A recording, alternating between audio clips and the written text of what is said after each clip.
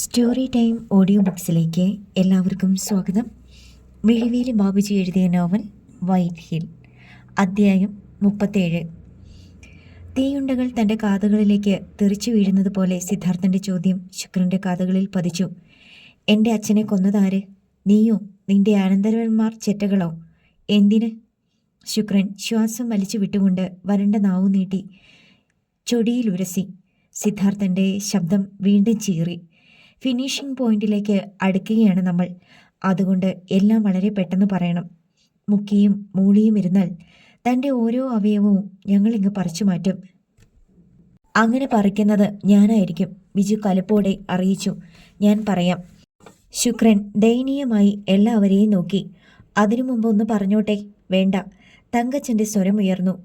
ചന്ദ്രശേഖരൻ മരിക്കുന്നതിൻ്റെ തലേ ദിവസം രാത്രിയിലെ സംഭവങ്ങൾ ശുക്രൻ ഓർത്തു. മാർബിൾ ബംഗ്ലാവ്. വിശാലമായ ഹാളിൽ ചന്ദ്രശേഖരനും ശുക്രനും രാജമ്മയും മക്കളും. അന്തക്ഷോഭത്താൽ ആളിക്കത്തുന്ന മുഖവുമായി അസ്വസ്ഥതയോടെ ഇരിക്കുകയാണ് ചന്ദ്രശേഖരൻ. അയാളുടെ മുന്നിൽ കിടക്കുന്ന ടീപ്പോയിലിരുന്ന സെൽഫോൺ ശബ്ദിച്ചു. ചന്ദ്രശേഖരൻ അതിലേക്ക് തന്നെ കണ്ണുകൾ നട്ടു. പക്ഷേ അറ്റൻഡ് ചെയ്തില്ല. രാജമ്മ എഴുന്നേറ്റ് വന്ന് ഫോണിലേക്ക് നോക്കി. പിന്നെ എല്ലാവരോടുമായി പറഞ്ഞു. ഇതും അവള് തന്നെയാ, കമലം. ഇപ്പോൾ 12ാമത്തെ തവണയെ വിളിക്കുന്നത്. ഇവൾക്കൊന്നും ഒരു പണിയുമില്ലേ? അവർ പുച്ഛിച്ചു. രാജമ്മേ, ചന്ദ്രശേഖരൻ ശാന്തത ഭാവിച്ചു വിളിച്ചു. വിവാഹത്തിന് മണിക്കൂറുകൾ മാത്രം ബാക്കി നിൽക്കുന്ന ഒരു പെൺകുട്ടിയുടെ അമ്മയാണവൾ. സ്വർണമോ വസ്ത്രങ്ങളോ മറ്റും ഒരുക്കങ്ങളോ ഒന്നും ആയിട്ടില്ല. അത്തരം ഒരവസ്ഥയിൽ കമലത്തിൻ്റെ മനസ്സിലുണ്ടാകുന്ന വേവലാതി നിനക്കൊരിക്കലും മനസ്സിലാവില്ല. വേവലാതി? ഭൂ! രാജമ്മ കാറിത്തുപ്പി. പട്ടി പെറ്റിടുന്നത് പോലെ മക്കളെ പെറ്റിടുമ്പോൾ ഓർക്കണമായിരുന്നു അവളൊക്കെ. കല്യാണം നടന്നില്ലെങ്കിൽ പോയി ചാകട്ടെ ശവങ്ങള്. തൊട്ടടുത്ത് കായലുണ്ടല്ലോ. കഴുത്തിൽ ഒരു കല്ല് കെട്ടി അങ്ങോട്ട് ചാടിയാൽ പോരെ. രാജമ്മ ചിരിക്കുകയാണ്. എടീ! അലർച്ചയോടെ ചന്ദ്രശേഖരൻ ചാടി എഴുന്നേറ്റു. അവർക്ക് നേരെ വിരൽ ചൂണ്ടി. ആ വിരലിൻ്റെ അഗ്രം ഇന്ന് വിറച്ചു. നീ ആ പറഞ്ഞതുപോലെ മക്കളെ പെറ്റത് ആരാണെന്ന് എന്നെ കൊണ്ട് പറയിക്കണോടി. എടി വേണോന്ന്. ദേ! പെട്ടെന്ന് ആറുപടയാനും എഴുന്നേറ്റു. എൻ്റെ അമ്മയെ വല്ലതും പറഞ്ഞാലുണ്ടല്ലോ. അറിയാമല്ലോ നിങ്ങൾക്ക് ശരിക്കെന്നെ. ആ കവിളുകൾ എൻ്റെ കൈയുടെ ചൂട് നല്ലതുപോലെ അറിഞ്ഞിട്ടുള്ളതാണെന്ന് ഓർത്തു. കത്തുന്ന കണ്ണുകളോടെ ചന്ദ്രശേഖരൻ പടയാൻ്റെ നേർക്ക് തിരിഞ്ഞു. അതേടാ, തന്തയാരാണെന്ന് നിന്റെ അമ്മയ്ക്ക് പോലും ഉറപ്പിച്ച് പറയാൻ കഴിയാത്ത നീയൊക്കെ എന്തും ചെയ്യും. പക്ഷെ എൻ്റെ രക്തത്തിൽ പിറന്ന ഒരു മകൻ എനിക്കുണ്ട്, സിദ്ധാർത്ഥൻ. എൻ്റെ ശരീരത്ത് ഒരു തരി മണ്ണ് വീണെന്ന് അവൻ അറിഞ്ഞാൽ പിന്നെ നിനക്കൊക്കെ എന്ത് സംഭവിക്കുമെന്ന് എനിക്കിപ്പോൾ പറയാൻ പറ്റുകയില്ല. അടുത്ത നിമിഷം ഭൂപതി പാണ്ഡ്യനും പോരുകാളയെപ്പോലെ സീറ്റിൽ നിന്നുയർന്നു. നിങ്ങൾ കുറേ കാലമായി പറയുകയാ ആ സിദ്ധാർത്ഥൻ്റെ കാര്യം. എങ്കിൽ കേട്ടോ, ഇനി അവനെ ഈ ഭൂമിയിൽ വെച്ചുകൊണ്ടിരിക്കുന്ന പ്രശ്നമില്ല. കല്യാണത്തിന് മുമ്പ് തന്നെ ഞങ്ങൾ തീർക്കും അവനെ. നിങ്ങൾ ഒരിക്കലും ഇനി അവനെ ജീവനോടെ കാണില്ല. ഭൂപതി! ചന്ദ്രശേഖരൻ്റെ ശബ്ദം മാർബിൾ ബംഗ്ലാവിനെ പിടിച്ചുലച്ചു. എങ്കിൽ നീയും കേട്ടോടാ. ഈ വിവാഹം കഴിയുമ്പോൾ അവനുമായി ആവും ഞാൻ ഇങ്ങോട്ട് മടങ്ങി വരിക. ഇനി കമ്പനി അവൻ നടത്തും. അയാൾ വെല്ലുവിളിച്ചു. അതിന് നിങ്ങൾ അങ്ങോട്ട് പോയിട്ട് വേണ്ടേ ഇങ്ങോട്ട് വരാൻ? ഭൂപതി ചിരിച്ചു. മകളുടെ സ്വയംവരവും പേരെടുപ്പുമൊക്കെ അവിടെ നടക്കുകയോ നടക്കാതിരിക്കുകയോ ചെയ്യും. എന്നാൽ നിങ്ങൾ അങ്ങോട്ട് പോവുകയോ ഒരു ചില്ലിക്കാശ് കൊടുക്കുകയോ ഇല്ല. ഇതെൻ്റെ തീരുമാനമാണ്. വീരലക്ഷ്മി എന്ന രാജമ്മയും മകനോട് ചേർന്നു. എല്ലാം കണ്ടും കേട്ടും ഗൂഢമായൊരു മന്ദഹാസത്തോടെ താടിയും തടവി ഇരിക്കുകയാണ് ശുക്രൻ. പക്ഷേ ആ നേരത്ത് ഉലകുമയിൽ സംസാരിച്ചു. ആ വിവാഹം നടത്താമെന്ന് അച്ഛൻ വാക്കുകൊടുത്തതല്ലേ, അത് നടത്തണം. രാധികയുടേത് മാത്രമല്ല, മറ്റുള്ളവരുടേതും. നമുക്കിവിടെ എത്ര കോടി ആസ്തിയുണ്ട്. അതിൽ അവർക്ക് വേണ്ടതെല്ലാം കൊടുക്കുകയും അവർ സന്തോഷത്തോടെയും സമാധാനത്തോടെയും കഴിയണമെന്നുമാണ് എൻ്റെ അഭിപ്രായം. രാജമ്മ കാറ്റുപോലെ വട്ടം തിരിഞ്ഞു. നിന്നോടാരെങ്കിലും ഇവിടെ അഭിപ്രായം ചോദിച്ചോടി? അവർ മകളുടെ കവളത്തൊന്നു കൊടുത്തു. ഒരു സഹോദര സ്നേഹം. ഇനി നീ നാവനക്കിയാൽ ഉലകുമയിൽ കവിൾ പൊത്തിക്കൊണ്ട് സങ്കടത്തോടെ അച്ഛനെ നോക്കി. അയാളുടെ കണ്ണുകൾ നിറഞ്ഞിരിക്കുന്നത് അവൾ കണ്ടു. കാര്യങ്ങൾ ഇത്രയും ആയപ്പോഴേക്കും ശുക്രൻ ഇടപെട്ടു. രാജമ്മേ, മയിൽ പറഞ്ഞതിലും കാര്യമുണ്ട്. ചന്ദ്രൻ പോകട്ടെ, ആ വിവാഹം നടക്കട്ടെ. അയാൾ പെങ്ങൾക്ക് നേരെ കണ്ണിറുക്കി. ഒരു നിമിഷം ചിന്തിക്കുന്നതായി ഭാവിച്ചിട്ട് രാജമ്മ തലയാട്ടി. ഏട്ടൻ പറഞ്ഞാൽ ഞാനും എൻ്റെ മക്കളും അനുസരിക്കും. പക്ഷേ ഒരു വ്യവസ്ഥയുണ്ട്. ഇവിടെ ചിലർ ആഗ്രഹിക്കുന്നത് പോലെ കാറും വിമാനവും ഒന്നും സ്ത്രീധനം കൊടുക്കാൻ പറ്റത്തില്ല. 10-15 പവൻ സ്വർണം, പിന്നെ വിവാഹത്തിൻ്റെ മറ്റ് ചെലവുകളും. എന്താ? ചന്ദ്രശേഖരൻ മുഖം വെട്ടിച്ചു. ശുക്രൻ അയാളെ ആശ്വസിപ്പിച്ചു. തൽക്കാലം അങ്ങനെ അങ്ങ് തീരുമാനിക്കളിയ ശുക്ര. ചന്ദ്രശേഖരൻ്റെ വാക്കുകൾ കത്തി. നിനക്കെങ്കിലും സ്മരണയുണ്ടായിരിക്കുമെന്ന് ഞാൻ കരുതി. കമല നിന്നെ സ്വന്തം സഹോദരനേക്കാൾ കൂടുതൽ സ്നേഹിച്ചിട്ടില്ലേടാ. എത്ര കാലം അവൾ നിനക്ക് വെച്ചു വിളമ്പി തന്നടാ. എൻ്റെ മക്കൾക്ക് പോലും എന്നേക്കാൾ അടുപ്പം നിന്നോടല്ലേടാ. ആ നീയും. അയാളുടെ വാക്കുകൾ സൂചികളായി. എല്ലാത്തിനും കാരണം നീ ഒരുത്തനാ. ഈ ശവങ്ങളെ എൻ്റെ ഒപ്പം. പക്ഷേ കാലം എത്ര കഴിഞ്ഞെങ്കിലും ഞാനൊന്ന് ഫോൺ വിളിച്ചാൽ നീയും ഇവളും അകത്താ. കക്ക ബിസിനസ്സുകാരൻ സ്കറിയ തോമസിൻ്റെ കൊലപാതകം ഇന്നുവരെ തെളിയിക്കപ്പെട്ടിട്ടില്ല. ശുക്രൻ്റെ കണ്ണുകൾ ഇടുങ്ങി. ക്ഷോഭം കാരണം ചന്ദ്രശേഖരൻ്റെ വാക്കുകൾ മുറിഞ്ഞു. അയാൾ എഴുന്നേറ്റ് അകത്തേക്ക് പോയി. ഉലകുമയിലും പടിക്കെട്ടുകൾ കയറി. മറ്റുള്ളവർ പിന്നീട് സമ്മേളിച്ചത് 6 പടയാൻ്റെ മുറിയിലാണ്. എല്ലാവരും 1.25 ലക്ഷം രൂപ വിലയുള്ള ലൂയിസ് 13 ഡെക്കൻഡർ കോണിയാക്കിൻ്റെ ഓരോ പെഗ് അകത്താക്കി. അത് കഴിഞ്ഞ് ശുക്രൻ പറഞ്ഞു, ചന്ദ്രൻ പോകട്ടെ. അവൻ്റെ അവസാനത്തെ പോക്ക്. അവൻ്റെ വിചാരം നമ്മളൊന്നും അറിഞ്ഞിട്ടില്ലെന്നാ. രാജഗുരുവിൻ്റെ വീട്ടിൽ അവൻ വാങ്ങിയിട്ടിരിക്കുന്ന റോൾസ് റോയ്സ് കാറും പിന്നെ മധുരയിൽ ഏർപ്പെടുത്തി വച്ചിരിക്കുന്ന 200 പവനും അനുഭവിപ്പിക്കത്തില്ല ഞാൻ തണ്ണീർമുഖത്തുള്ള ആ തെണ്ടികളെ. രാജമ്മ പല്ല് ഞെരിച്ചുകൊണ്ട് ഭൂപതിയെ നോക്കി. നീ അവിടേക്ക് വിട്ടവന്മാരെക്കുറിച്ച് വിവരമൊന്നുമില്ലേടാ? 2-3 ദിവസമായല്ലോ.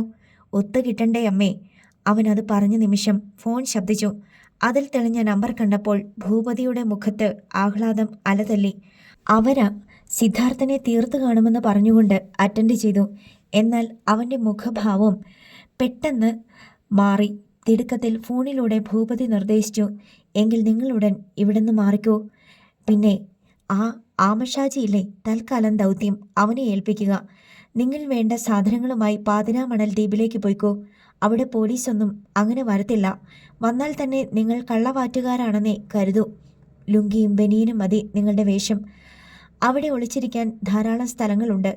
ഭൂപതിയുടെ മുഖത്തേക്ക് നോക്കിയിരുന്ന മറ്റുള്ളവർക്ക് സംശയമായി. എന്താടാ, കാര്യം നടന്നില്ലേ? ശുക്രന് ഉദ്യോഗം അടക്കാനായില്ല. ഫോൺ കട്ട് ചെയ്തിട്ട് ഭൂപതി തലയുയർത്തി. നടന്നു, പക്ഷേ ആള് മാറിപ്പോയി. സിദ്ധാർത്ഥനെ പോലെ തോന്നുന്ന മറ്റൊരാളെയാണ് തീർത്തത്. ഒരു DYSPയുടെ ബന്ധു. അതിന് തൊട്ടുമുമ്പും സിദ്ധാർത്ഥൻ ബണ്ടിൽ ഉണ്ടായിരുന്നതാ. ഛേ, കുഴഞ്ഞല്ലോ. ശുക്രൻ തല കുടഞ്ഞു. ഇല്ലെങ്കിലേ ഇല്ല. അവന്മാർ അവനെ തീർത്തിട്ടേ മടങ്ങി വരൂ. ഭൂപതി എഴുന്നേറ്റ് അലമാരയിൽ നിന്ന് പിരിയൻ മാൻകൊമ്പെടുത്തു. അന്ന് അങ്കിൾ തന്ന എൻ്റെ രാശി. അച്ഛൻ എന്ന് വെറുതെ വിളിച്ച അയാളുടെ അന്ത്യം ഇതുകൊണ്ടാവട്ടെ. അയാൾക്ക് പിന്നാലെ നമ്മളും പോകും കേരളത്തിലേക്ക്. ശുക്രൻ എഴുന്നേറ്റു. ഗ്ലാസ്സിൽ അവശേഷിപ്പിച്ചിരുന്ന കോണിയാക്ക് കൂടി ഊറ്റിക്കുടിച്ചിട്ട് കാവിഷാൾ കൊണ്ട് ചുണ്ടു തുടച്ചു. പിന്നെ മുറിയിലൂടെ 2-3 ചാൽ നടന്നു. ഇവിടെ തമിഴ്നാട്ടിൽ വെച്ച് ഒന്നും വേണ്ട കേട്ടോ. അങ്ങനെ വന്നാൽ ചന്ദ്രനെ പെട്ടെന്ന് ആളുകൾ തിരിച്ചറിയും. സംഗതി നടക്കേണ്ടത് കേരളത്തിൽ വെച്ച്. എന്നാൽ നമുക്കിവിടെ ഒരു ശവം കൊണ്ടുവരണം താനും. രാത്രിയിൽ ഹൈവേയിലൂടെ പോകുന്ന ഏതെങ്കിലും ഒരു ഭാഗ്യദാക്ഷിയെ തട്ടിയേക്ക്. ശവത്തിൻ്റെ മുഖം ഇവിടെ ആരും കാണാതിരുന്നാൽ മതി. അത് ഞാൻ ഏറ്റങ്കിളെ. പടയാൻ സമ്മതിച്ചു. അപ്പോൾ നാളെ രാവിലെ ഞാനങ്ങ് കേരളത്തിലേക്ക് പോകും, ചന്ദ്രൻ്റെ വീട്ടിലേക്ക്. നിങ്ങൾ മതി അവൻ്റെ പിന്നാലെ. എല്ലാം നടക്കുമ്പോൾ അവൻ്റെ ഫാമിലിക്കൊപ്പം അവിടെ ഉണ്ടാവണം ഞാൻ. ഒരിടത്തും ഒരു പഴുതും അവശേഷിപ്പിക്കാത്തതുപോലെ അവർ കാര്യങ്ങൾ കൃത്യമായി പ്ലാൻ ചെയ്തു. ചന്ദ്രൻ്റെ കൂടെ റോൾസ് റോയ്സിൽ പോകുന്നത് മാരീജിനാണ്. ചന്ദ്രൻ്റെയും നമ്മുടെയും വിശ്വസ്തനാണല്ലോ അവൻ. അതൊക്കെ ഞങ്ങൾ ഏറ്റു. അങ്ങനെ ആ ചർച്ച അവസാനിച്ചു. പിറ്റേന്ന് രാവിലെ തന്നെ ശുക്രൻ പോയി. ഉച്ച കഴിഞ്ഞപ്പോൾ സാധാരണ കേരളത്തിലേക്ക് പോകാറുള്ള ആ പഴയ ജീപ്പുമായി ചന്ദ്രശേഖരനും ഇറങ്ങി. ആരോടും അയാൾ യാത്ര പോലും പറഞ്ഞില്ല.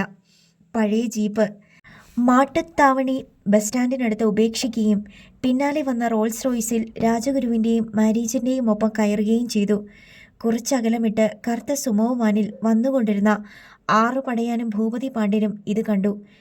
പിന്നീട് അവരുടെ യാത്ര റോൾസ് റോയ്സിന് പിന്നാലെയായി. ഇനി ഇച്ചിരി വെള്ളം തരുമോ? അത്രയും പറഞ്ഞു നിർത്തിയിട്ട് ശുക്രൻ എല്ലാവരെയും നോക്കി യാചിച്ചു. വളഞ്ഞു കുത്തിക്കിടക്കുന്നത് കാരണം അയാളുടെ ശരീരം മരവിച്ചു തുടങ്ങിയിരുന്നു. സിദ്ധാർത്ഥൻ്റെ ഞരമ്പുകൾ വലിഞ്ഞു മുറുകി നെഞ്ചിടിപ്പേറി നിൽക്കുകയാണ്. വെള്ളമൊക്കെ. പിന്നെ താൻ ബാക്കി പറ. 2 മാർബിൾ കല്ലുകൾ ഉരയുന്നത് പോലെയുള്ള ഒച്ചയായിരുന്നു അപ്പോൾ അവൻ്റേത്. തളർന്ന ശബ്ദത്തിൽ ശുക്രൻ തുടർന്നു. കുമളിക്കും മുണ്ടക്കയത്തിനും ഇടയിലുള്ള ഏതെങ്കിലും കൊടും വളവിൽ വെച്ച് ചന്ദ്രനെ വധിക്കാനും കാർ ഉൾപ്പെടെ കൊക്കയിലേക്ക് തള്ളാനുമായിരുന്നു പ്ലാൻ. മാരീജിനുമായി സംസാരിച്ചുറപ്പിച്ചതും അങ്ങനെയാണ്. പക്ഷേ അവൻ വണ്ടി നിർത്തിയില്ലെന്ന് മാത്രമല്ല, അസാമാന്യ വേഗത്തിൽ റോൾസ് റോയ്സ് പായിക്കുകയുമാണ് ചെയ്തത്. അവൻ ചിലപ്പോൾ ചന്ദ്രശേഖരനോട് കാര്യങ്ങൾ തുറന്നു പറഞ്ഞിരിക്കാം. അയാൾ അവന് കനത്ത സമ്മാനങ്ങൾ വാഗ്ദാനം ചെയ്തിരിക്കാം. ഭൂപതിയും പടയാനും അങ്ങനെ സംശയിച്ചു. ഫോൺ വിളിച്ചിട്ട് മാരീജൻ എടുത്തുമില്ല. അവസാനം വണ്ടി കോട്ടയവും കുമരകവും പിന്നിട്ട് അംബിക മാർക്കറ്റിലെത്തി. പടയാനും മറ്റും ഒരുപാട് പിന്നിലായിപ്പോയി. ഭൂപതി മാരീജന് ഒരു മെസ്സേജ് അയച്ചു, മര്യാദയ്ക്ക് വണ്ടി നിർത്തുക, അല്ലെങ്കിൽ കൊന്നു കളയുമെന്ന്. ശുക്രൻ ഒന്ന് നിർത്തി ശ്വാസം വലിച്ചെടുത്തു. താനിപ്പോൾ പൊട്ടിത്തെറിക്കും എന്ന് തോന്നി സിദ്ധാർത്ഥന്. മറ്റുള്ളവരും ഹൃദയമെടുപ്പ് പോലെ നിയന്ത്രിച്ച് ആകാംക്ഷയോടെ നിൽക്കുകയാണ്. ശുക്രൻ്റെ നാവിൽ നിന്ന് പണിപ്പെട്ട് അക്ഷരങ്ങൾ അടർന്നു. എന്നാൽ അവർ തണ്ണീർമുഖത്തെത്തിയപ്പോൾ ബണ്ടിൽ ഇടിച്ചു കിടക്കുന്ന കാറാണ് കണ്ടത്. അതിൽ കൊല്ലപ്പെട്ട നിലയിൽ ചന്ദ്രനും. സ്വർണ്ണാഭരണങ്ങൾ കൊണ്ടുവന്ന പെട്ടി പോലും അതിൽ ഇല്ലായിരുന്നു. നോ!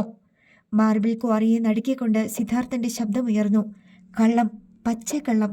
അവർ തന്നെയാണ് അച്ഛനെ കൊന്നത്, തൻ്റെ അനന്തരവന്മാർ. പറഞ്ഞതും സിദ്ധാർത്ഥൻ ശുക്രൻ്റെ കവിളുകളിൽ മാറി മാറി അടിച്ചു. അയാളുടെ ചുണ്ടുകൾ പൊട്ടി ചോര കിനിഞ്ഞു. അതിനിടയിലും ശുക്രൻ വിലാപം പോലെ പറഞ്ഞു, ഞാൻ പറഞ്ഞത് മുഴുവൻ സത്യമാണ്. അല്ലെന്ന് തെളിഞ്ഞാൽ നിങ്ങൾ എന്നെ കൊന്നോ? അസ്വസ്ഥനായി സിദ്ധാർത്ഥൻ പിന്നോട്ട് മാറി കല്ലിലിരുന്നു. അവൻ വല്ലാതെ കിതച്ചു. ഈ കുഴിയുടെ വക്കിൽ വച്ചാണ് മാരീജൻ തന്നോടെല്ലാം പറഞ്ഞത്. പക്ഷേ അച്ഛനെ കൊന്നവരുടെ കൂട്ടത്തിൽ അപ്പോൾ ശുക്രനും ഉണ്ടായിരുന്നു.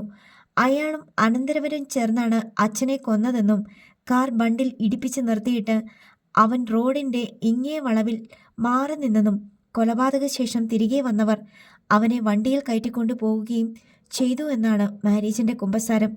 പക്ഷേ ആ നേരത്തെ ശുക്രൻ തൻ്റെ വീട്ടിൽ ഉണ്ടായിരുന്നുവെന്ന് സിദ്ധാർത്ഥൻ ഇപ്പോൾ ഓർത്തു. ഒരുപക്ഷെ എല്ലാത്തിനും പിന്നിൽ ഇയാൾ ഉണ്ടായിരുന്നു എന്നതാവണം മാരീജൻ ഉദ്ദേശിച്ചത്. ഇനിയിപ്പോൾ ഒന്നുകൂടി ചോദിക്കാൻ അവൻ ബാക്കിയില്ലതാനും. അച്ഛനെ വധിച്ചത് പടയാനോ ഭൂപതിയോ ആണെന്നുറപ്പ്. സിധു. സത്യദാസ് അവൻ്റെ തോളിൽ കൈവച്ചു. ഞെട്ടലോടെ അവൻ തലയുയർത്തി. ഇയാൾ എന്തു ചെയ്യണം? ഭക്ഷണവും വെള്ളവും കൊടുക്ക്. സിധു. എന്താണ് അവൻ്റെ ഉദ്ദേശമെന്ന് ആർക്കും പിടികിട്ടിയില്ല. രഘു, സത്യദാസ് വിളിച്ചു. ക്രെയിനിൻ്റെ അഗ്രം താണു. ഇപ്പോൾ ശുക്രന് തറയിൽ കുത്തിയിരിക്കാവുന്ന പാകമായി. സത്യദാസ് അയാളുടെ മുന്നിലേക്ക് ഭക്ഷണവും വെള്ളവും നീക്കിവെച്ചു. എന്നെ അഴിച്ചു വിട്ടുകൂടെ? ശുക്രൻ സിദ്ധാർത്ഥനെ നോക്കി. വേണമെങ്കിൽ തിന്നട പോർക്കെ. അവൻ അലറിക്കൊണ്ട് കൈ ചൂണ്ടി. പിന്നെ ഒന്നും മിണ്ടാതെ ശുക്രൻ ആർത്തിയോടെ പൊറോട്ടയും ചിക്കനും കഴിച്ചു തുടങ്ങി. അപ്പോൾ രാജഗുരുവിൻ്റെ ബെൻസ് കാർ മാട്ടുത്താവണി ബസ് സ്റ്റാൻഡിനരികിൽ എത്തിയിരുന്നു. അപ്പോഴും അവിടെ തിരക്കിന് കുറവൊന്നുമില്ല. ബസ്സുകൾ വന്നും പോയുമിരുന്നു. രാജഗുരു കാർ നിർത്തി ഇറങ്ങി. പൊടുന്നനെ തൊട്ടു പിന്നിൽ ഡിവൈഎസ്പി യാസർ അഹമ്മദും സംഘവും സഞ്ചരിച്ച ബൊലോറയും ബ്രേക്കിട്ടു. അതിൽ നിന്ന് കുതിച്ചിറങ്ങിയ യാസർ രാജഗുരുവിൻ്റെ തൊട്ടു മുന്നിലെത്തി. അയാളുടെ മുഖത്തേക്കും കാറിനുള്ളിലേക്കും നോക്കി. എവിടെ സിദ്ധാർത്ഥൻ? വീട്ടിലുണ്ട്. എന്താ സാർ? രാജഗുരു നെറ്റിച്ചൊളിച്ചു. നിങ്ങൾ എന്തിനാ ഈ രാത്രിയിൽ ഇങ്ങോട്ട് വന്നത്? രാജഗുരു അത്ഭുതം നടിച്ചു. അതെന്താ സാർ, എനിക്കിങ്ങോട്ട് വന്നുകൂടെ? പിന്നെ ചിരിച്ചുകൊണ്ട് അറിയിച്ചു, എനിക്കിവിടെ ഒരു ഫ്ലവേഴ്സിൻ്റെ കടയുണ്ട്. ജോലിക്കാരാ നോക്കുന്നത്. മിക്കവാറും രാത്രിയിലേ എനിക്കിങ്ങോട്ട് വരാൻ കഴിയും. യാസർ ഒരു നിമിഷം മിണ്ടാതെ നിന്നു. തുടർന്ന് പറഞ്ഞു, ഓക്കെ. രാജഗുരു സ്റ്റാൻഡിനുള്ളിലേക്ക് കയറി. നിക്സൺ പോളും കുമാരനും യാസറിൻ്റെ അടുത്ത് ചെന്നു. സാർ, അയാൾ. യാസർ അഹമ്മദ് അമർത്തി മൂളി. അയാൾക്കിവിടെ കടയുണ്ട് പോലും. അത് ശരിയുമായിരിക്കും. എന്നാൽ ഈ നേരത്തിങ്ങോട്ട് പോരുന്നത് നമ്മളെ വഴിതെറ്റിക്കാൻ തന്നെയാണ്. സിദ്ധുവിൻ്റെ ബുദ്ധി. നമ്മൾ ഈ കാറിനു പിന്നാലെ പോരുമെന്നവൻ ഊഹിച്ചു. Come fast. യാസർ വെട്ടിത്തിരിഞ്ഞ് ബൊലോറയ്ക്ക് നേരെ കുതിച്ചു. Marble quarry. ശുക്രൻ ഭക്ഷണം കഴിച്ചു. വെള്ളവും കുടിച്ചു. മതിയോ? കല്ലിച്ച ശബ്ദത്തിൽ ചോദിച്ചുകൊണ്ട് സിദ്ധാർത്ഥൻ എഴുന്നേറ്റു. മതി. അയാൾക്ക് അല്പം ആശ്വാസമായി. എൻ്റെ അച്ഛനെ കൊന്നത് അപ്പോൾ നിങ്ങളുടെ അനന്തരവന്മാർ അല്ല. അല്ല. ഇനി മാറ്റിപ്പറയാൻ ഇടയാവരുത്. ഇല്ല. സിദ്ധാർത്ഥൻ സത്യദാസിന് നേരെ കൈ കാണിച്ചു. അവൻ പെട്ടെന്ന് ശുക്രൻ്റെ കാലിലെ ചെങ്ങലയഴിച്ചു. പിന്നെ ഒരു പ്ലാസ്റ്റിക് കയർ കൊണ്ട് കാലുകൾ കൂട്ടിക്കെട്ടി.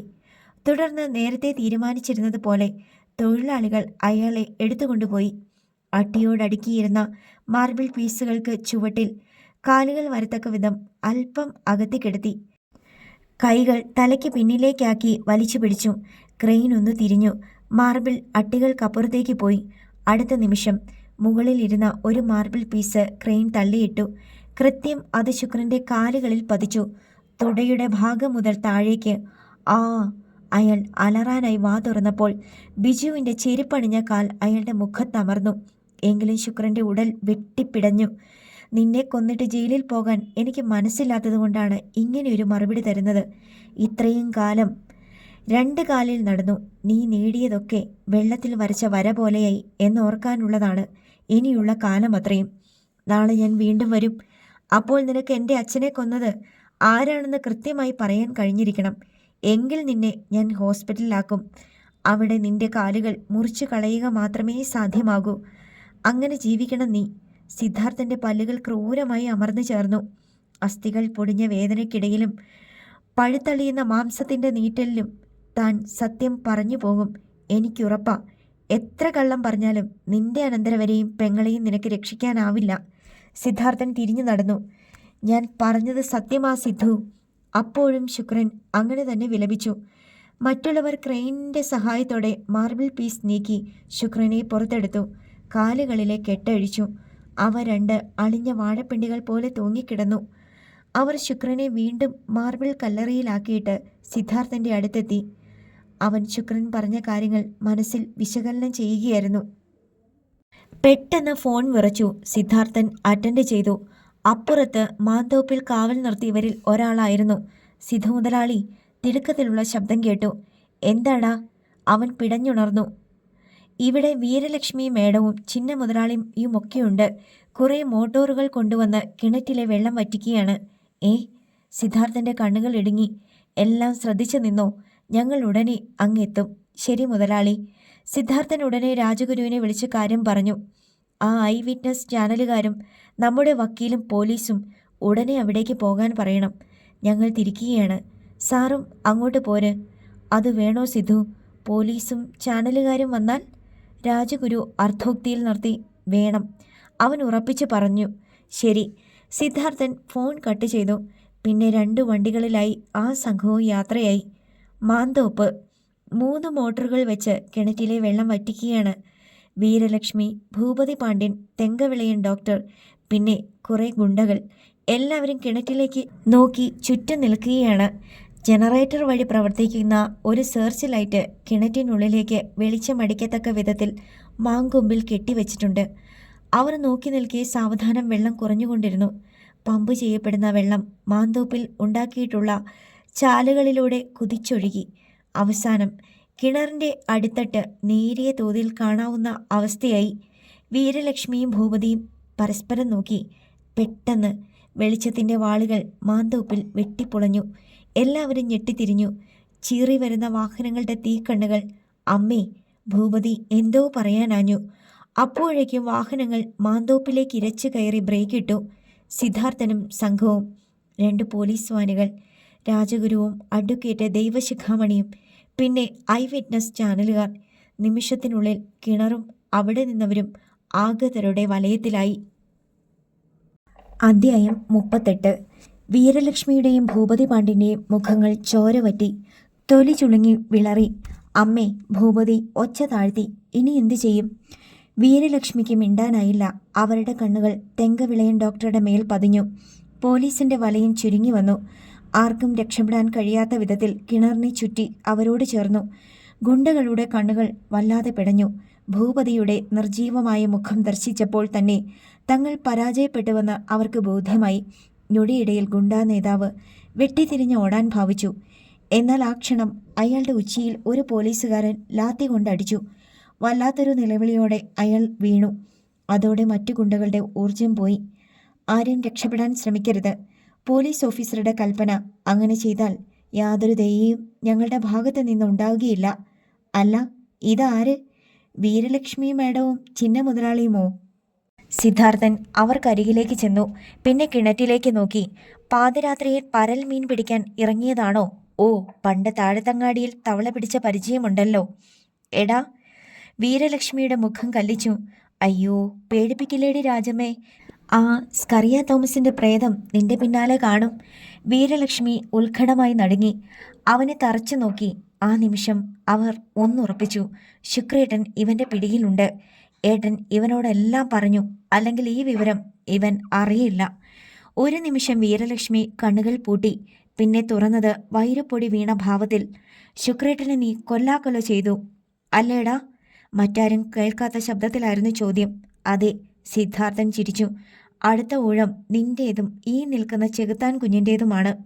ഭൂപതി പാണ്ഡ്യൻ ഒന്നും മിണ്ടാതെ പല്ലിറുമി. ഘോരവനം പോലെ മാവിൻ ശിഖരങ്ങൾ തീർത്ത മേലാപ്പിന് കീഴെ ഐ വിറ്റ്നസ് ചാനലിൻ്റെ ക്യാമറ കണ്ണുകൾ തുറന്നു. പിന്നെ അതൊന്ന് വട്ടം കറങ്ങി കിണറ്റിലേക്ക് ചെന്നു. ജലം കുറെ കൂടി വറ്റിയതോടെ ചില ദൃശ്യങ്ങൾ തെളിഞ്ഞു തുടങ്ങി. അടിയിൽ പച്ചൽ പായൽ പിടിച്ച 4 ചതുര കഷ്ണങ്ങൾ. അത് 4 പെട്ടികളാണെന്ന് അവർ തിരിച്ചറിഞ്ഞു. ഇറങ്ങിയെടുത്തോണ്ട് വാടാ, പോലീസ് ഓഫീസർ ഗുണ്ടകളോട് കൽപ്പിച്ചു. പായൽ കഴുകി കളഞ്ഞിട്ട് എടുക്കാം. അനിഷ്ടത്തോടെയാണെങ്കിലും അവർ കിണറ്റിലിറങ്ങി. ഇത് വേണ്ടായിരുന്നു, സിദ്ധാർത്ഥന്റെ അടുത്തെത്തി രാജഗുരു പറഞ്ഞു. വേണം അങ്കിളെ, അല്ലെങ്കിലും ഇത് നമുക്ക് കിട്ടില്ലായിരുന്നല്ലോ. മാത്രമല്ല, അർഹതയില്ലാത്തത് നമുക്ക് വേണ്ട. അത് ശാശ്വതമാകില്ല. രാജഗുരു മിണ്ടിയില്ല. എന്നാലും ഒരു ഇച്ഛാഭംഗം അയാളുടെ മുഖത്ത് നിഴലിച്ചു നിന്നു. കിണറ്റിലിറങ്ങിയ ശേഷം ഗുണ്ടകൾ പെട്ടികളിലെ പായൽ കഴുകിക്കളഞ്ഞു. പിന്നെ ആയാസപ്പെട്ട് അവ ഉയർത്തി പടികൾ സൂക്ഷിച്ചു കയറി തുടങ്ങി. വീരലക്ഷ്മിക്ക് ശ്വാസം മുട്ടൽ അനുഭവപ്പെട്ടു. എത്രയോ കാലമായി ഇതിനുള്ളിൽ സൂക്ഷിച്ചിരുന്ന നിധി. ഇത് സംരക്ഷിക്കപ്പെടാൻ വേണ്ടിയാണ് കൊടും ക്രിമിനലായ തങ്കവിളയനെ ആട്ടിൻപറ്റത്തെ മേയ്ക്കാൻ ഇവിടെ നിർത്തിയത്. വെള്ളത്തെ ഭയമുള്ള അവനൊരിക്കലും ഇതെടുക്കില്ലെന്ന ഉറപ്പിന്മേൽ പെട്ടികൾ കിണറിന് പുറത്തു കൊണ്ടുവന്നു. മോട്ടോറുകൾ ഓഫ് ചെയ്യപ്പെട്ടു. ഒരു മഹായുദ്ധം അവസാനിച്ച പ്രതീതി. അപ്പോൾ എവിടെ നിന്നു ഒരു ആടിൻ്റെ കരച്ചിൽ കേട്ടു.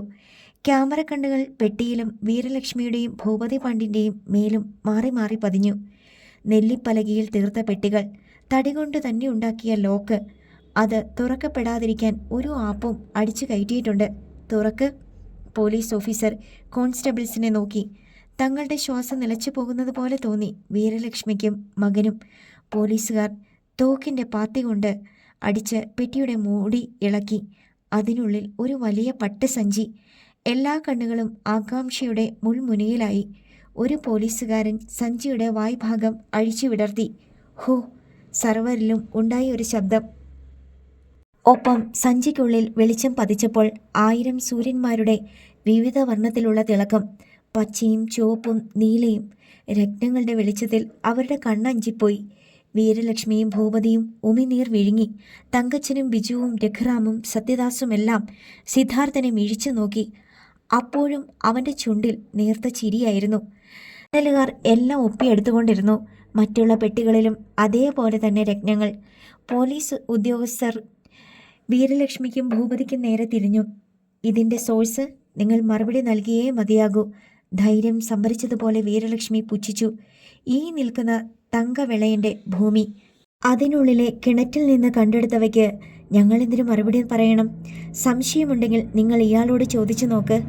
പോലീസ് ഉദ്യോഗസ്ഥന്മാർ പരസ്പരം നോക്കി. അത് വിശ്വസിക്കാത്ത ഭാവത്തിൽ. വേണ്ട വീരലക്ഷ്മി, ഇങ്ങനെ ഒരുത്തൻ്റേതാണ് ഇതെന്ന് പറഞ്ഞാൽ ഞങ്ങൾ വിശ്വസിക്കത്തില്ല. എങ്കിൽ വാ ഭൂപതി. അവർ മകൻ്റെ നേരെ തിരിഞ്ഞു. നമ്മൾക്ക് ഇവർക്കൊപ്പം പോകാം. ഇവർ വില്ലേജ് ഓഫീസിൽ തിരക്കി നോക്കട്ടെ. സ്ഥലം ആരുടേതാണെന്ന് അപ്പോൾ അറിയാമല്ലോ. പിന്നെ വീരലക്ഷ്മി പോലീസ് ഉദ്യോഗസ്ഥർക്ക് നേരെ ചീറി. ഈ വസ്തു ഞങ്ങളുടേതല്ലെന്ന് തെളിഞ്ഞു കഴിയുമ്പോൾ നിങ്ങൾ പലതിനും മറുപടി പറയേണ്ടി വരും. എന്നെ അറസ്റ്റ് ചെയ്തതുൾപ്പെടെ. വനിതാ പോലീസ് ഇല്ലാതെ. പിന്നെ നിങ്ങൾ ഇവിടെ വന്നതെന്തിനാ? Police officer തർക്കിച്ചു. മനസ്സുണ്ടായിട്ട് അത് നിങ്ങളോട് പറയേണ്ട ആവശ്യം ഞങ്ങൾക്കില്ല. ഓഫീസർ അവരെ തുറച്ചു നോക്കി ഒരു നിമിഷം നിന്നു. പോലീസുകാർ തങ്കവിളയൻ്റെ നേരെ തിരിഞ്ഞു. ഇതൊക്കെ നിന്റേതാണോ? അതെ. അയാൾ വെറ്റിലക്കറ പറ്റിയ പല്ലുകൾ കാട്ടിച്ചിരിച്ചു. പിന്നെ കാക്കി ട്രൗസർ ഒന്നുകൂടി വലിച്ചു കയറ്റിയിട്ടു. Arrest him. പോലീസ് ഓഫീസറുടെ കൽപ്പന. തങ്കവിളയൻ അറസ്റ്റിലായി. അഡ്വക്കേറ്റ് ദൈവശിഖാമണിയുടെയും ചാനലുകാരുടെയും സാന്നിധ്യത്തിൽ പോലീസുകാർ രത്നങ്ങളുടെ കണക്കെടുത്തു. പിന്നെ എല്ലാം പോലീസ് വാനിലേക്ക് മാറ്റി. തൊണ്ടി മുതലും തങ്കവിളയനുമായി പോലീസ് പോയി. വീരലക്ഷ്മി വിജയഭാവത്തിൽ രാജഗുരുവിനെയും സിദ്ധാർത്ഥനെയും നോക്കി ചിരിച്ചു. പോയത് 10-500 കോടിയുടെ രത്നങ്ങളാണ്. എന്നാലും ഞങ്ങൾക്ക് പുല്ല. മാത്രമല്ല ഈ തെണ്ടിക്കിത് കിട്ടിയില്ലല്ലോ എന്ന ആശ്വാസവുമുണ്ട്. അവർ സിദ്ധാർത്ഥന് നേർക്ക് കൈ ചൂണ്ടി. സിദ്ധാർത്ഥൻ അടക്കി പിടിച്ചു നിന്നു. അല്ലെങ്കിൽ താൻ അവരെ തല്ലിപ്പോകുമെന്ന് അവനറിയാമായിരുന്നു. ഇതിനിടെ രംഗം പന്തികേടാകുമെന്ന് കണ്ട ഗുണ്ടകൾ സൂത്രത്തിൽ മാന്തോപ്പിലെ ഇരുളിൽ മറഞ്ഞു. വീരലക്ഷ്മിയും ഭൂപതിയും റേഞ്ച് റോവറിന് നേരെ നടന്നു. എന്നാൽ അതിൽ കയറിയ ഭൂപതി താക്കോലിനായി പരതി. അത് വണ്ടിയിൽ നിന്നെടുത്തിരുന്നില്ല. അമ്മേ, ചാവി കാണുന്നില്ല. അവന് സംശയമായി. ഇതാണോ ആ സാധനം? സിദ്ധാർത്ഥൻ തൻ്റെ കയ്യിലിരുന്ന താക്കോൽ ഉയർത്തിക്കാട്ടി. താടാ ഇവിടെ. ഭൂപതി പാഞ്ഞിറങ്ങി വന്നു. സിദ്ധാർത്ഥൻ കൈ ചുരുട്ടി ഒറ്റയിടി. കാറ്റുപോലെ ഒരു ശബ്ദം ഭൂപതിയുടെ വായിൽ നിന്ന് പുറത്തു വന്നു. അവൻ റേഞ്ച് റോവറിലേക്ക് ചാരി. ഒരു നിമിഷം ഹൃദയസ്പന്ദനം നിലച്ചതുപോലെ സിദ്ധാർത്ഥൻ്റെ കുറുകിയ ശബ്ദം അവിടെ ചിതറി. ഇത് എൻ്റെ അച്ഛൻ അധ്വാനിച്ച പണം കൊണ്ടു വാങ്ങിയ വണ്ടിയാ. ഇതിൽ ഇനി ഞെളിഞ്ഞിരുന്ന് ജാരസന്തതിയും തള്ളയും സഞ്ചരിക്കണ്ട. ബോണറ്റിനെ ഒന്ന് വലം ചുറ്റി മറുവശത്തെത്തി സിദ്ധാർത്ഥൻ. തുടർന്ന് അവിടുത്തെ ഡോർ വലിച്ചു തുറന്നു. ഇറങ്ങടി അങ്ങോട്ട്. മനസ്സില്ലടാ, അല്ലെങ്കിൽ നീ എന്നെ ഒന്ന് ഇറക്ക്. സർപ്പത്തെ പോലെ അവർ ചീറ്റി. സിദ്ധാർത്ഥൻ മുന്നോട്ടാഞ്ഞു. വേണ്ട സിദ്ധു, ഈ വൃത്തികെട്ടവളെ തൊട്ട് സിദ്ധുവിൻ്റെ കൈ നാട്ടണ്ട. സത്യദാസ് ഒരു കുതിപ്പിൽ അവരെ വലിച്ചിറക്കി ഒരു തള്ളുകൊടുത്തു. വീരലക്ഷ്മി കിണറ്റിലെ വെള്ളമൊഴുകിയ ചാലിലേക്ക് ചെരിഞ്ഞു വീണു. എടാ! അവന് നേരെ ചെറിയ ഭൂപതിയുടെ കഴുത്തിൽ കുത്തിപ്പിടിച്ച് ബിജു വണ്ടിയിലേക്ക് അമർത്തി. അടങ്ങി നിൽക്കടാ കൊച്ചനെ, അല്ലെങ്കിൽ തള്ളയും മോനെയും ഇവിടെ തന്നെ കുഴിച്ചു മൂടും ഞങ്ങൾ. മറ്റു തൊഴിലാളികളും അവനെ വളഞ്ഞു. ഭൂപതിയുടെ തല കുനിഞ്ഞു.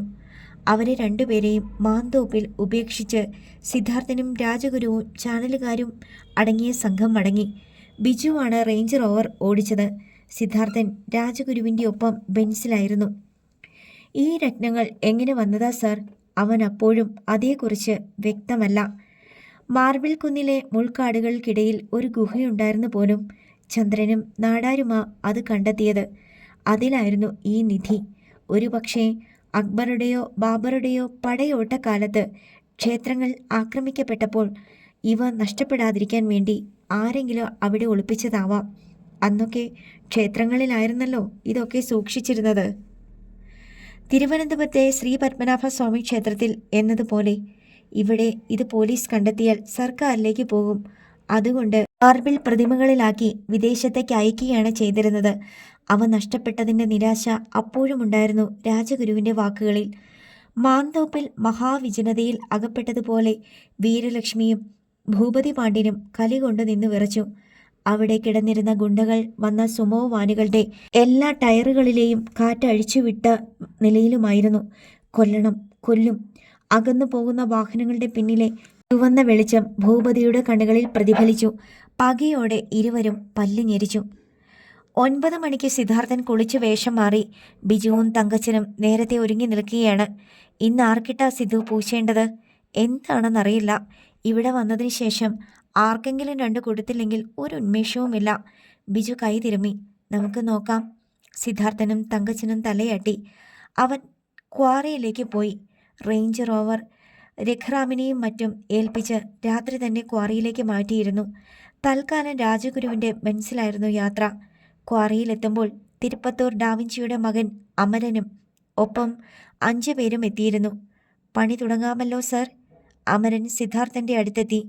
ഉപയോഗിക്കേണ്ട മാർബിൾ കല്ലൊക്കെ ഞങ്ങൾ കണ്ടുവച്ചിട്ടുണ്ട്. എങ്കിലൊട്ടും സമയം കളയണ്ട അമര, തുടങ്ങിക്കോ. കഴിവതും വേഗത്തിൽ പണി പൂർത്തിയാക്കണം. സിദ്ധാർത്ഥൻ പോക്കറ്റിൽ നിന്ന് അച്ഛൻ്റെ ഒരു പൂർണ്ണകായ ഫോട്ടോ എടുത്തു നൽകി.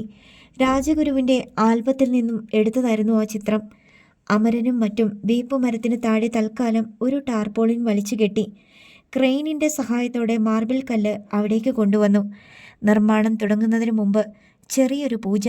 സിദ്ധാർത്ഥൻ രാജഗുരുവിൻ്റെ പക്കൽ നിന്ന് 1,01 രൂപ വാങ്ങി അമരന് ദക്ഷിണ നൽകി. തൊഴിലാളികളെല്ലാം സന്നിഹിതരായിരുന്നു അവിടെ. പ്രതിമാ നിർമ്മാണം തുടങ്ങി. കുറച്ചു കഴിഞ്ഞ് സിദ്ധാർത്ഥൻ രാജഗുരുവിൻ്റെ ഓഫീസ് റൂമിലേക്ക് ചെന്നു. സർ, നമുക്കിന്ന് ഫാക്ടറിയിൽ പോകണം. ഞാനിതുവരെ അവിടെ പോയിട്ടില്ല. ഞാനതങ്ങോട്ട് പറയാൻ ഭാവിക്കുകയായിരുന്നു സിദ്ധു. രാജഗുരു എഴുന്നേറ്റു. ക്വാറിയിൽ ഡ്രില്ലറുകളുടെയും ക്രെയിനുകളുടെയും ശബ്ദം പ്രതിധ്വനിച്ചുകൊണ്ടിരുന്നു. സിദ്ധാർത്ഥൻ ബിജുവിനെയും തങ്കച്ചനെയും വിട്ട് രഘുറാമിനെയും സത്യദാസിനെയും 4-5 തൊഴിലാളികളെയും വിളിപ്പിച്ചു. 5 മിനിറ്റിനുള്ളിൽ അവർ എത്തി. റേഞ്ച് റോവറിൻ്റെ കീ എവിടെ? അവൻ രഘുറാമിനെ നോക്കി. രഘുറാം പോക്കറ്റിൽ നിന്ന് അതെടുത്ത് നീട്ടി. നീ തന്നെ കയ്യിൽ വെച്ചു. ഈ വണ്ടി ഇനി ക്വാറിയിലെ ആവശ്യങ്ങൾക്ക് മാത്രം ഉപയോഗിക്കാനുള്ളതാ. അത് കേട്ട് മറ്റുള്ളവർ മിഴിച്ചു നിന്നു. ഇത്രയും വില കൂടിയ വണ്ടി! വേപ്പുമരത്തണലിൽ മൂടിയില്ലാത്ത ജീപ്പ് കിടന്നിരുന്നു. നേരത്തെ മാരീജൻ ഉപയോഗിച്ചു കൊണ്ടിരുന്നത്. ഓഫീസിലുണ്ടായിരുന്ന അതിൻ്റെ താക്കോൽ സിദ്ധാർത്ഥൻ വാങ്ങി. രഘുറാമും സത്യദാസും തൊഴിലാളികളും റേഞ്ച് റോവറിൽ കയറി. രാജഗുരു സിദ്ധാർത്ഥനെ ബെൻസിലേക്ക് ക്ഷണിച്ചെങ്കിലും അവൻ സുഹൃത്തുക്കൾക്കൊപ്പം ജീപ്പിലാണ് കയറിയത്. 3 വാഹനങ്ങളും ഫാക്ടറിയിലേക്ക് നീങ്ങി. ഏറ്റവും മുന്നിൽ ഗേറ്റിലെത്തിയത് രാജഗുരുവാണ്. വാച്ചർ ഭവ്യതയോടെ ഗേറ്റ് തുറന്നു കൊടുത്തു. 3 വണ്ടികളും അകത്തേക്ക് കടക്കുമ്പോൾ വാച്ചർ സിദ്ധാർത്ഥന് സല്യൂട്ട് നൽകി. കുന്നിൻ ചെരുവിൻ്റെ അങ്ങേയറ്റം വരെ നീണ്ടുകിടക്കുന്ന ഫാക്ടറി ഏരിയ. എല്ലായിടത്തും കട്ട് ചെയ്ത മാർബിൾ കല്ലുകൾ അടുക്കിയിരിക്കുകയാണ്. കൂറ്റൻ ക്രെയിനുകളും മറ്റു ഉപകരണങ്ങളും. 400 ഏക്കറാണ് ഇതെന്നാ കണക്ക്. അതിൽ കൂടുതൽ വരും. സിദ്ധാർത്ഥൻ കൂട്ടുകാർക്ക് വിശദീകരിച്ചു. എൻ്റെ പേരിലായിരുന്നു ഇതെങ്കിൽ എപ്പം വിറ്റിട്ട് ഏതെങ്കിലും സുഖവാസ കേന്ദ്രത്തിലേക്ക് പോയോ എന്ന് ചോദിച്ചാൽ മതി. ബിജു പിറുപിറുത്തു. തങ്കച്ചൻ അവൻ്റെ നേരെ തിരിഞ്ഞു.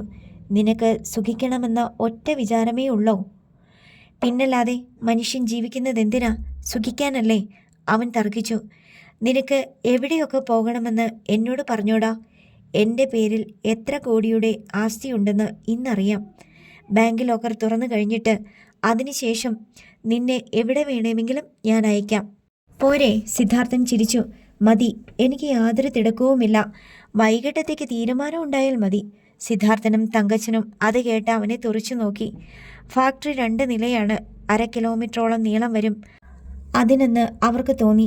പ്രധാന കെട്ടിടത്തിന് മുന്നിൽ വാഹനങ്ങൾ നിന്നു. വിവരങ്ങൾ ഓരോന്നും തൊഴിലാളികൾ അറിഞ്ഞിരുന്നതിനാൽ തങ്ങളുടെ പുതിയ മുതലാളിയെ കാണുവാൻ ഭൂരിഭാഗം പേരും ഓടിയെത്തി. മുതലാളി ഇങ്ങോട്ട് വരാൻ വൈകുന്നതെന്താണെന്ന് ഞങ്ങൾ ഓർക്കുകയായിരുന്നു. അവർക്കിടയിൽ നിന്ന് സന്തോഷത്തോടെ ആരോ വിളിച്ചു പറഞ്ഞു. സിദ്ധാർത്ഥൻ അവർക്ക് നേരെ കൈ ഉയർത്തി. കെട്ടിടത്തിൽ വലിയ അക്ഷരത്തിൽ ഇങ്ങനെ എഴുതിയിരുന്നു: CKS company private limited. Siddharthan എല്ലാം ഒന്ന് നോക്കി. വാ സിദ്ധു, അകത്തേക്ക് പോകാം. രാജഗുരു ക്ഷണിച്ചു. തൊഴിലാളികൾ ആദരവോടെ വഴി കൊടുത്തു. ഗ്ലാസ് ഭിത്തികൾ കടന്ന് അകത്തേക്ക് കയറുമ്പോൾ രാജഗുരു അറിയിച്ചു, ഇവിടെ ഏതാണ്ട് 20,000-ഓളം തൊഴിലാളികൾ വരും. സിദ്ധാർത്ഥൻ മൂളി. ആദ്യത്തേത് വിശാലമായ ഹാൾ. അവിടേക്ക് കാൽ കുത്തിയ സിദ്ധാർത്ഥൻ ഒരു നിമിഷം നിന്നു. ഭിത്തിയിൽ അച്ഛൻ്റെ വലിയൊരു ഫോട്ടോ. അതിൽ മാല ചാർത്തിയിരിക്കുന്നു. അതിലെ രൂപം കണ്ട് തങ്കച്ചനും ബിജുവും പരസ്പരം നോക്കി. സിദ്ധാർത്ഥൻ ദീർഘമായി ഒന്ന് നിശ്വസിച്ചു. അവൻ്റെ കൺകോണുകളിൽ 2 തുള്ളികൾ തെളിഞ്ഞു. ഓഫീസിലേക്ക് കയറുന്നതിനു മുമ്പ് അവനും കൂട്ടരും ഫാക്ടറി മുഴുവൻ നടന്നു കണ്ടു. കാറുകളിലേതിനേക്കാൾ വ്യത്യസ്തമായ ശബ്ദങ്ങളായിരുന്നു അവിടെ. 3 ജോലികളാണ് പ്രധാനമായും അവിടെ നടന്നുകൊണ്ടിരുന്നത്. കൂറ്റൻ മാർബിൾ പീസുകൾ, പലകകൾ പോലെ അറുത്തുകൊണ്ടിരിക്കുന്ന അനേകം മെഷീനുകൾ, സൈസ് കട്ടിംഗ്, പിന്നീട് അവയുടെ പോളിഷിംഗ്, അവസാനം പാക്കിംഗ്. രാജഗുരു ഓരോന്നും അവന് പരിചയപ്പെടുത്തി. നമ്മുടെ മാർബിൾ അമേരിക്കൻ പ്രസിഡന്റിൻ്റെ ഔദ്യോഗിക വസതിയായ വൈറ്റ് ഹൗസിൽ വരെ പോയിട്ടുണ്ട് അറ്റകുറ്റപ്പണികൾക്കായി. രാജഗുരു പറഞ്ഞപ്പോൾ സിദ്ധാർത്ഥൻ്റെയും തങ്കച്ചൻ്റെയും ബിജുവിൻ്റെയും കണ്ണുകൾ മിഴിഞ്ഞു. എല്ലാം കണ്ടു കഴിഞ്ഞു സിദ്ധാർത്ഥൻ. അക്കൗണ്ട്സ്, എക്സ്പോർട്ടിംഗ് വിഭാഗത്തിൽ ഉള്ളവരുമായി പരിചയപ്പെട്ടു. അതിനിടെ അവൻ രഘുറാമിനും സത്യദാസിനും നിർദ്ദേശം നൽകി. നിങ്ങൾ ഇവിടെയുള്ളവരോടും യൂണിയൻ്റെ കാര്യം പറഞ്ഞ് മെമ്പർഷിപ്പ് നൽകുക. അവർ അതിനായി പോയി. അവസാനം പെരിയൂരുടെ ഓഫീസ് മുറിയിലേക്ക്. രാജകീയ പ്രൗഢി വിളിച്ചോതുന്ന വിശാലമായ AC ഓഫീസ് റൂം. അർദ്ധവൃത്താകൃതിയിലുള്ള മേശ, അതിനപ്പുറം ഒരു റിവോൾവിംഗ് ചെയർ. പിന്നിലെ ഭിത്തിയിലും ചന്ദ്രശേഖരുടെ ഫോട്ടോ. പെരിയൂരിരുന്ന കസേരയായത്. രാജഗുരു കൈ ചൂണ്ടി. ഇന്നു മുതൽ സിദ്ധു അതിലിരിക്കണം. അവൻ മേശയെ ചുറ്റി ആ കസേരയ്ക്കടുത്തെത്തി അതിലൊന്ന് തഴുകി. അച്ഛൻ്റെ സാമീപ്യം അതിലുണ്ടെന്ന് തോന്നി. വേണ്ട സർ, സിദ്ധാർത്ഥൻ പറഞ്ഞു. അച്ഛൻ ഇതിൽ ഇരുന്നത് അദ്ദേഹത്തിൻ്റെ പ്രയത്നം കൊണ്ട് ഒരു സാമ്രാജ്യം സ്ഥാപിച്ചതിൻ്റെ പിൻബലത്തിലാ. ഞാൻ അങ്ങനെയല്ല. വീർപ്പൊഴുക്കാതെ ഇന്നലെ കയറി വന്നവൻ. ഈ കസേരയിൽ ഞാനിരുന്നാൽ പിന്നെ എനിക്ക് ശരീരം ഇളക്കി ജോലി ചെയ്യാൻ കഴിയില്ല. സിദ്ധു, ബിജു ഓർമ്മിപ്പിച്ചു. ഈ കസേര കമ്പനിയുടെ അധികാര ചിഹ്നം കൂടിയാ. പുഞ്ചിരിച്ചുകൊണ്ട് സിദ്ധാർത്ഥൻ ആ കസേര അല്പം നീക്കിയിട്ടു. പിന്നെ മറ്റൊരു കസേര അവിടെ ഇട്ടു. അതിലേക്ക് ഇരിക്കാൻ ഭാവിച്ചതും വാതിൽക്കൽ നിന്നൊരു കൂട്ടസ്വരം കേട്ടു. ഇരിക്കരുത്. അവർ 4 പേരും അവിടേക്ക് വെട്ടിത്തിരിഞ്ഞു നോക്കി. ഏതാണ്ട് 50 പേരോളം വരുന്ന തൊഴിലാളി സംഘം. സിദ്ധാർത്ഥൻ്റെ പുരുകം ചുളിഞ്ഞു. അവൻ രാജഗുരുവിനെ നോക്കി. അയാളിനുമുണ്ടായി ഒരു അമ്പരപ്പ്. തങ്കച്ചനും ബിജുവിനും അപകടം മണത്തു. നിങ്ങളാരാ? എന്തു വേണം? തങ്കച്ചൻ കൈകൾ വിരിച്ചു പിടിച്ച് അവർക്ക് മുന്നിലേക്ക് നീങ്ങി. പോടോ! അവർ അവനെ തള്ളി മാറ്റി. മാർക്കോസേ! രാജഗുരു ശബ്ദമുയർത്തി. എന്താ ഇത്? കൂട്ടത്തിലെ നേതാവ് തിരിഞ്ഞു. ഇത് ഞങ്ങളുടെ കാര്യമാ സാർ, ഇതിൽ ഇടപെടണ്ട. കരിവീട്ടിയുടെ നിറവും ഉറച്ച മാംസപേശികളും ഉള്ളവനായിരുന്നു മാർക്കോസ്. ഭൂപതി പാണ്ഡ്യൻ്റെ വലം കൈ. മേശയിലേക്ക് കൈപ്പറ്റുകൾ ഊന്നിക്കൊണ്ട് മാർക്കോസ് സിദ്ധാർത്ഥനോട് ഗർജിച്ചു. എവിടെ നിന്നോ വലിഞ്ഞു കയറി വന്നവന് ഇവിടെ എന്ത് കാര്യം? ഞങ്ങളുടെ മുതലാളി പെരിയൂറായിരുന്നു. അദ്ദേഹം മരിച്ചപ്പോൾ ആ സ്ഥാനത്ത് വീരലക്ഷ്മി മേഡവും പെരിയൂരുടെ മക്കളും പിന്നെ നാടാർ സാബും ഉണ്ട്. പുതിയൊരാൾ ഇവിടെ വേണ്ട. സിദ്ധാർത്ഥൻ എല്ലാവരെയും ശ്രദ്ധിച്ചു. നീല നിറത്തിലുള്ള യൂണിഫോമും മഞ്ഞ തൊപ്പിയും അണിഞ്ഞ അവരുടെ മുഖങ്ങളിൽ തനി ഗുണ്ടാഭാവം. മാർക്കോസ് അല്ലേ? സിദ്ധാർത്ഥൻ സംയമനം സൂക്ഷിച്ചു. ഒന്ന് ഞാൻ ഓർമ്മിപ്പിക്കാം. എൻ്റെ ഉടമസ്ഥതയിലുള്ളതാണ് ഈ കമ്പനി. എന്തിൻ്റെ പേരിലാണ് നിങ്ങൾ ഈ നാടകം നടത്തുന്നതെന്നും എനിക്കറിയാം. പക്ഷെ ഒരു മുതലാളിയായിട്ടല്ല ഞാനിവിടെ വന്നിരിക്കുന്നത്. നിങ്ങളിൽ ഒരാളായിട്ട് മാത്രമാണ്. ഭൂ കോപ്പ്! മാർക്കോസ് പുച്ഛിച്ചു. നിങ്ങളുടെ വലയിൽ ക്വാറിയിലെ തൊഴിലാളികൾ വീണു. പക്ഷേ ഇവിടെ അത് നടക്കത്തില്ല. നിങ്ങളുടെ യൂണിയനും ഞങ്ങൾക്ക് വേണ്ട. യൂണിയൻ ഇല്ലെങ്കിൽ എന്തുണ്ടാകുമെന്ന് ഞങ്ങളൊന്ന് കാണട്ടെ. അത് നിങ്ങൾ കുറച്ചു പേർ മാത്രം തീരുമാനിച്ചാൽ പോരല്ലോ.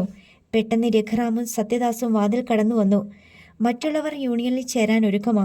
അതിൻ്റെ പ്രയോജനം അവർക്കറിയാം. എന്ത് പ്രയോജനം? മാർക്കോസ് കസേരയിൽ ആഞ്ഞടിച്ച് ശബ്ദമുണ്ടാക്കി. എന്തായാലും ഇയാളെ ഇവിടെ ഇരുത്താനോ യൂണിയൻ ഉണ്ടാക്കാനോ ഞങ്ങൾ സമ്മതിക്കത്തില്ല. അതല്ല, ബലമായി ഈ കസേരയിൽ ഇരിക്കാമെങ്കിൽ ആയിക്കോ. മാർക്കോസ് വെല്ലുവിളിച്ചു. സിദ്ധാർത്ഥൻ്റെ കണ്ണുകൾ രാജഗുരുവിൻ്റെ മുഖത്ത് വീണു. അയാൾ മാർക്കോസിനെ ഭയന്ന് നിൽക്കുകയാണെന്ന് അവന് മനസ്സിലായി. ശരി, അവൻ മാർക്കോസിനോട് പറഞ്ഞു. എനിക്ക് ചിന്തിക്കണം. നിങ്ങൾ 10 മിനിറ്റ് പുറത്ത് നിൽക്ക്. അത് സമ്മതിച്ചിരിക്കുന്നു. മാർക്കോസിൻ്റെ ശബ്ദത്തിൽ ഔദാര്യം. എന്നാൽ അത് കഴിഞ്ഞ് ഇനി ഫാക്ടറി പ്രവർത്തിക്കൂ. പിന്നെ പോലീസിനെ വരുത്തി ഞങ്ങളെ തോൽപ്പിക്കാൻ ശ്രമിക്കരുത്. അവർ ഇവിടെ എത്തുമ്പോൾ നിങ്ങൾ ജീവനോടെ കാണില്ല. അയാൾ താക്കീത് നൽകി. ഇല്ല. സിദ്ധാർത്ഥൻ പുഞ്ചിരിച്ചു. വരീനടാ. മാർക്കോസ് ഒപ്പം നിന്നവരെയും കൂട്ടി പുറത്തിറങ്ങി. അടുത്ത നിമിഷം ഫാക്ടറിയിലെ യന്ത്രങ്ങൾ നിലച്ചു തുടങ്ങി. ഒരു പേമാരി അടങ്ങിയ പ്രതീതി. സിദ്ധാർത്ഥൻ ഒരു നിമിഷം കണ്ണടച്ചു നിന്നു. പിന്നെ താൻ നീക്കിയിട്ട അച്ഛൻ്റെ കസേരയിൽ തന്നെ ഇരുന്നു. ബിജു പറഞ്ഞതുപോലെ ഈ കസേരയാണ് അധികാരത്തിൻ്റെ ചിഹ്നം. തുടർന്ന് അവൻ രാജഗുരുവിന് ചില നിർദ്ദേശങ്ങൾ നൽകി. 11ാമത്തെ മിനിറ്റിൽ മാർക്കോസും സംഘവും അവിടേക്ക് വിളിക്കപ്പെട്ടു. ചിന്തിച്ചോ? അയാൾ അവജ്ഞയോടെ തിരക്കി. ചിന്തിച്ചു. സിദ്ധാർത്ഥൻ ഒരു കമ്പ്യൂട്ടർ പ്രിൻ്റ് പേപ്പർ അയാൾക്ക് നേരെ നീട്ടി. മാർക്കോസ് ഇടം കൈകൊണ്ടത് വാങ്ങി. സിദ്ധാർത്ഥൻ ബാക്കി പറഞ്ഞു. ഈ നിൽക്കുന്ന ഇത്രയും പേരെ കമ്പനിയിൽ നിന്ന് പിരിച്ചുവിട്ടുകൊണ്ടുള്ള എൻ്റെ ഓർഡറാണിത്. നിങ്ങളെ തിരിച്ചെടുക്കണമെന്ന് പറയുവാൻ ഏതൊക്കെ മുതലാളിമാരും യൂണിയൻകാരുമാ വരുന്നതെന്ന് ഞാനൊന്ന് കാണട്ടെ. മാർക്കോസിൻ്റെ കണ്ണുകൾ ഇടങ്ങി. യൂണിയൻ വേണ്ടാത്ത ഇവൻ്റെയൊന്നും കൂടെ ഞങ്ങൾ നിൽക്കത്തില്ല, രഘുറാം തീർത്തു പറഞ്ഞു.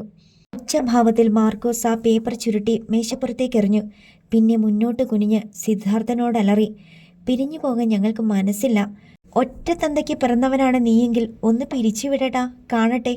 അടുത്ത നിമിഷം സിദ്ധാർത്ഥൻ കസേര പിന്നോട്ട് തള്ളി ചാടി എഴുന്നേറ്റു. അവൻ്റെ വലതു കൈയിലെ വിരലുകൾ ലംബമായി. സർവശക്തിയും ആ കൈവിരലുകളിലേക്ക് ആവാഹിച്ച് ഒറ്റക്കുത്ത് മാർക്കോസിൻ്റെ കഴുത്തിൽ. ഹാ! വാ പിളർന്നുകൊണ്ട് അയാൾ മുന്നോട്ട് കുനിഞ്ഞതും സിദ്ധാർത്ഥൻ കൈ ചുരുട്ടി ഒറ്റ ഇടികൂടി. മാർക്കോസിൻ്റെ മുൻനിരയിലെ 3 പല്ലുകൾ ചോരയിൽ കുതിർന്നടർന്ന് ഗ്ലാസ് മേശയിലേക്ക് വീണു. അടുത്ത ഭാഗം നാളെ. നോവൽ വായിച്ചത് സിജി.